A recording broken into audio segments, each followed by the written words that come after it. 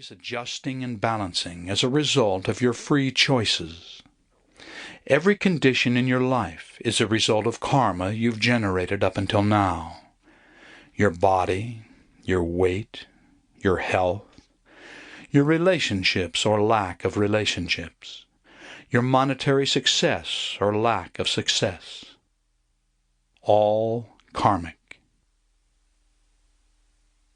Neither God nor the lords of karma bestow suffering upon you. It is your decision and yours alone to accept the opportunities you experience.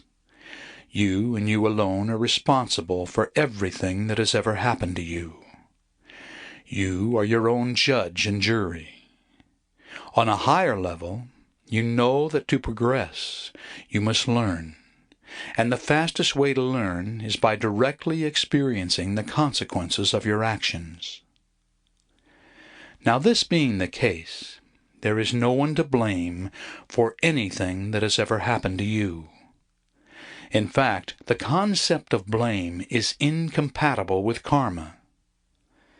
In other words, there are no victims. Your ex-mate with whom you had such a hard time, the business partner who ripped you off, the in-laws you hated, your sadistic boss, the guy who raped you when you were a child, the burglars who robbed your house. You created them all to balance karma and to test how you've learned to respond to negativity. Did you pass or fail your tests? If you responded with love, compassion, or even neutrality, you probably passed.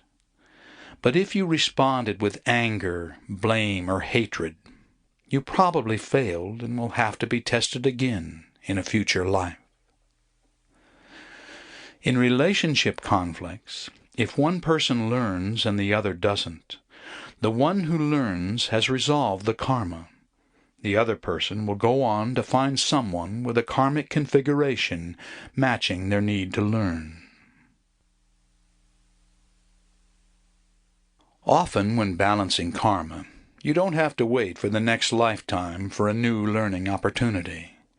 We've all observed in others, and probably in ourselves, recurring undesirable patterns.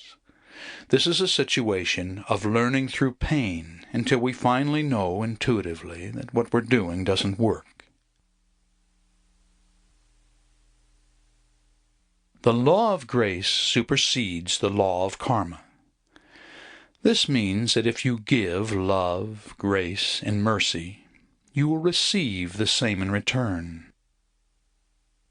All your positive and loving thoughts and actions go to cancel out your stored-up bad karma. Also, through cause and effect, and by acting, you obtain wisdom, and wisdom erases karma. You can mitigate karmic discomforts through awareness. Past-life therapy can show you the cause of a problem and the nature of the lesson. It follows that since you are your own judge and jury, it is up to you to forgive yourself. Releasing karma always involves forgiveness. Forgiving yourself and/or forgiving those who have wronged you. But you will not forgive until you truly know that your karma is balanced or the lesson is learned. To truly forgive yourself and obtain harmony, you must know on every level of your body and mind that you will never forget the lesson again. Now, if you're not yet able to forgive yourself or others to this degree, you must decide what you can do to achieve this desired level of self-forgiveness. Can you do something symbolic to show that you've learned?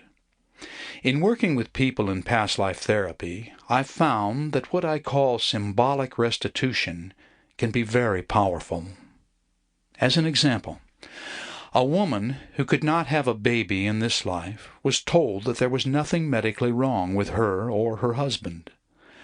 But she could not conceive a child. When modern medicine couldn't help her, she decided to